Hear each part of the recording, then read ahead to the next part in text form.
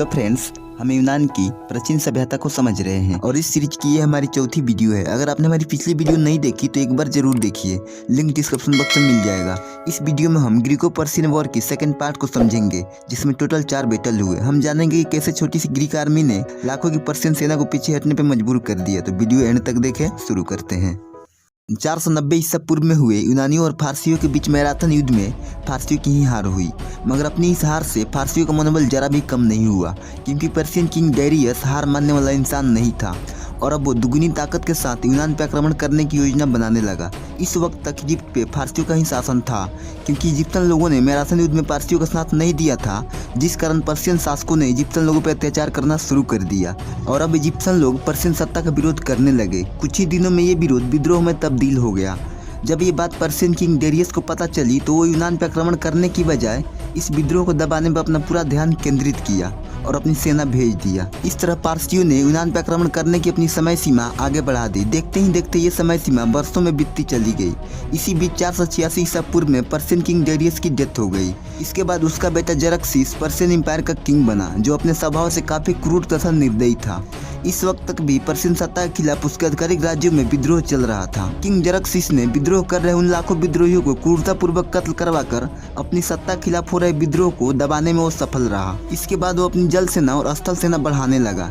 इतिहासकार हेरोडोटस की माने तो उसकी कुल सेनाओं की संख्या लगभग 26,32,000 थी। जो इतिहास में इतनी बड़ी सेना लेकर किसी युद्ध में जाने का क्रेडिट किसी और साम्राज्य को नहीं जाता। दरअसल जरक्सिस ने समस्त एशियाई देशों के सैनिकों को अपने सेना में शामिल कर लिया था और अब वो ये विशाल सेना लेकर यूनान विजय अभियान के लिए चल पड़ा। इस वक्त तक यूनानी राज्यों में सत्ता परिवर्तन हो चुका था। बैटल ऑफ मैराथन में पारसियों को पराजित करने वाले एथेंस सेनापति मिलिसियड की डेथ हो चुकी थी और उनके जगह पर नया सेनापति थेमेस्टिक्लिस को बनाया गया था, जो युद्ध नीति के काफी जानकार थे।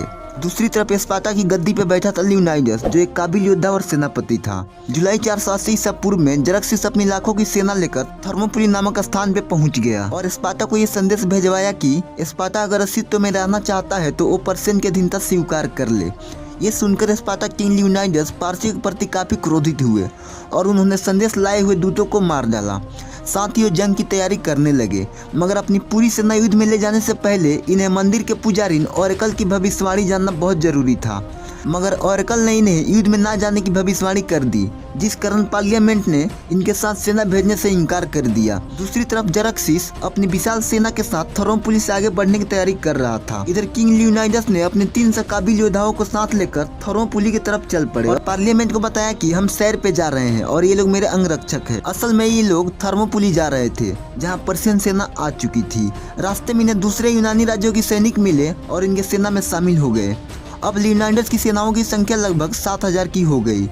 दूसरी तरफ इनसे मुकाबला करने के लिए थी लाखों की पर्शियन सेना। किंग लियोनाइडस ने अपनी छोटी सी आर्मी को थर्मोपुली मुहाने पर तैनात कर दिया।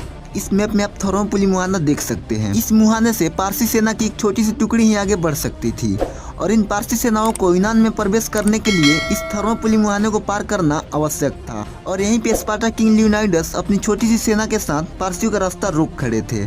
इस तरह बैटल ऑफ थर्मोपुली स्पार्टन और पारसियों में शुरू हो गया। पारसी सेना टुकड़ी बाई टुकड़ी आती गई और लियोनाइडस की सेनाओं से हारती गई। अपनी इस हार से अब पारसियों का मनोबल टूटने लगा था।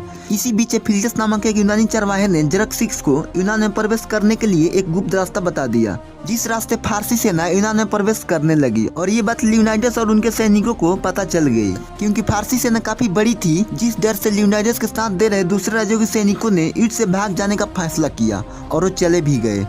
बचे 300 स्पार्टन सेनाओं ने बहादुरी से उन पारसियों का मुकाबला किया, मगर अंत में ये लोग मारे गए। इस तरह बैटल ऑफ थर्मोपुली में पारसियों की जीत हुई। इस घटना को 300 मूवी में विस्तार से दिखाया गया है, जिसे आपको एक बार जरूर देखना चाहिए। बैटल ऑफ थर्मोपुली के दौरान ही एथेनियन लोग अपने राज्य एथेंस को खाली कर चुके थे, क्योंकि थर्मोपुली से एथेंस की दूरी मात्र 200 किलोमीटर की थी। बैटल ऑफ थर्मोपुली जीतने के बाद जब जरक्सिस एथेंस आया तो वहाँ उसे कोई नहीं मिला, जिस कारण उसने एथेंस को ध्वस्त कर उस पर अपना अधिकार कर लिया। दूसरी तरफ स्पार्टा को लियोनाइडस की मौत की खबर मिली तो स्पार्टन आर्मी पारसी से युद्ध करने के लिए चल पड़ी।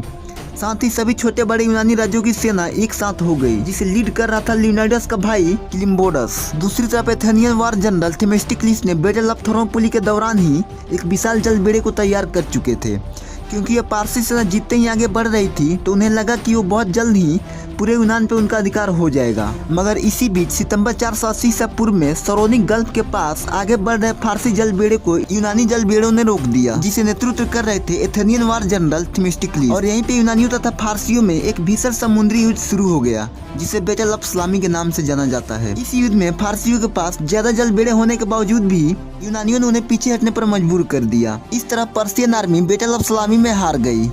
इसके बाद यूनानियों और फारसियों में लगातार 2 युद्ध हुए। 479 ईसा पूर्व में बैटल ऑफ प्लेटिया और बैटल ऑफ माइकेल। इस बैटल में भी पर्शियन आर्मी बुरी तरह से हारी, साथ ही उन्हें एजियन सी के पास वाले राज्यों को भी खाली करना पड़ा। इस तरह पर्शियन सेना यूनान के साथ साथ यूरोप पे भी अपना अधिकार करने में असफल रही। पर्शियन के जाने के पश्चात ही एथेंस अपने आप को काफी प्रोग्रेस किया और भविष्य में होने वाली पर्शियन द्वारा आक्रमण को रोकने के लिए डिलियन लीग बनाया, जिसमें एतिका रीजन वाले कुछ छोटे बड़े राज्य शामिल हुए, जिसका नेतृत्व कर रहा था एथेंस। मगर समय के साथ साथ एथेंस अपने आप को डिलियन लीग का शासक समझने लगा और कुछ राज्यों को अपने अधिकार में लेता रहा, जिस कारण स्पार्टा ने कुछ यकीन राज्यों को अपने साथ मिलाकर पेलोपोनेसियन लीग बनाया और अब एथेंस तथा स्पार्टा में युद्ध की स्थिति उत्पन्न होने लगी, जिसे हम नेक्स्ट चैप्टर में समझेंगे। वीडियो को लाइक करें, चैनल को सब्सक्राइब करें और शेयर जरूर करें।